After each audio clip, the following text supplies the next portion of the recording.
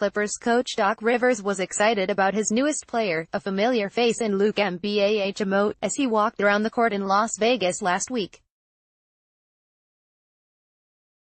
Mbah, who played for the Clippers from 2015 to 17, was a valuable piece in the Rockets' rotation last season, helping Houston finish with the top record in the NBA. A 6'8" forward who can guard every position from point guard to center, Mbah also worked himself into a useful catch-and-shoot three-point shooter. Advertisement: he'll help the Clippers win games, which is why some people in that same gym as Rivers had to wonder just what the team was thinking. The Clippers, having shed all the stars from their Lob City days, have put together a roster that could challenge for a playoff spot. But not everyone is convinced that's their best strategy. To figure out where the Clippers are headed, you need to think back to where they were on February 18, 2016.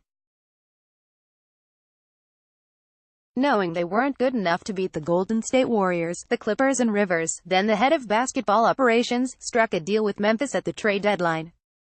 Lance Stephenson would be sent along with a first-round pick to the Grizzlies for Jeff Green, a 6'9" forward who was going to be the Clippers' answer at a position that had been a weakness since they became contenders.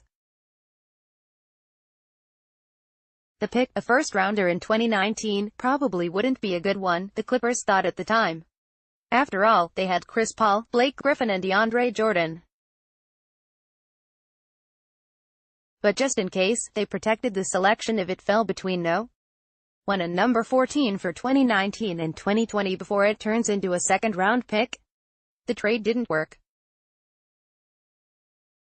The Clippers lost in the first round after Paul and Griffin both were injured. Green left that offseason, and now, in case, is here. Without a true star, the Clippers probably will be headed back to the lottery, where the team can try to add another cost-controlled player to rebuild around. But so far this summer, the Clippers have not acted like a team that's rebuilding. By re-signing veteran guard Avery Bradley, whom the team acquired from Detroit in the Griffin trade, and adding Mbah, the Clippers have some strong defensive players on the perimeter. Add veteran point guard Patrick Beverley, one of the best on-the-ball agitators in the NBA who's returning from a season-ending injury, and the Clippers have the pieces needed to navigate a stacked Western Conference. Second-year guards Sindarius Thornwell and rookie Shai Gilgeous-Alexander also have potential to be above-average defenders. The hope is the defense-minded players provide balance with scorers such as Lou Williams, Tobias Harris and Danilo Gallinari to keep the Clippers competitive in the short term without taking them out of the market for one or more superstar signings in the 2019 free agency class. They have $55 million in expiring contracts. Perhaps the Clippers believe a playoff berth would be more attractive to a player like San Antonio's Kawhi Leonard, Minnesota's Jimmy Butler or Boston's Kyrie Irving, than another young player on the roster. It's a gamble. Sacrificing first-round picks is never a good idea, particularly when the return is a few months of a player like Green, but it comes with a bit of a hedge. Advertisement: if the Clippers' health problems continue, and the history of players like Beverley, Gallinari and Bradley suggests they might, they have players who should be attractive to contenders at the trade deadline.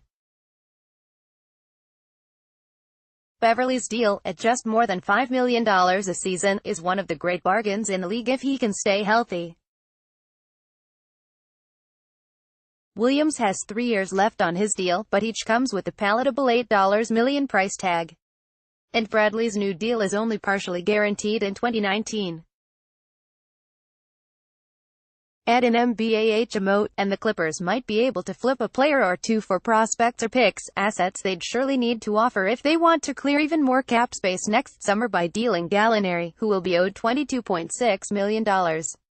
Trading any of their new signings is not on the minds of anyone in the Clippers front office, at least that's what they'll say. The signals are they want to compete, extending Rivers' contract, trading for veteran center Marcin Gortat, keeping Bradley and bringing back Mbah. Their intentions, though, might not be good enough. The Clippers will be fighting with Denver, the LeBron James-led Lakers, Dallas and a healthier Memphis to crack the top 8 in the West. Try as the Clippers might to keep their 7-year streak of winning seasons alive with an eighth, it might not matter, not in a conference with the stacked Warriors, the on-the-verge Rockets, ascending Utah, and talented Oklahoma City. Whether they mean to or not, whether they deal off players or hold tight, the Clippers probably will end up missing the playoffs and keeping their first-round pick. And in the long term, that just might be what's best.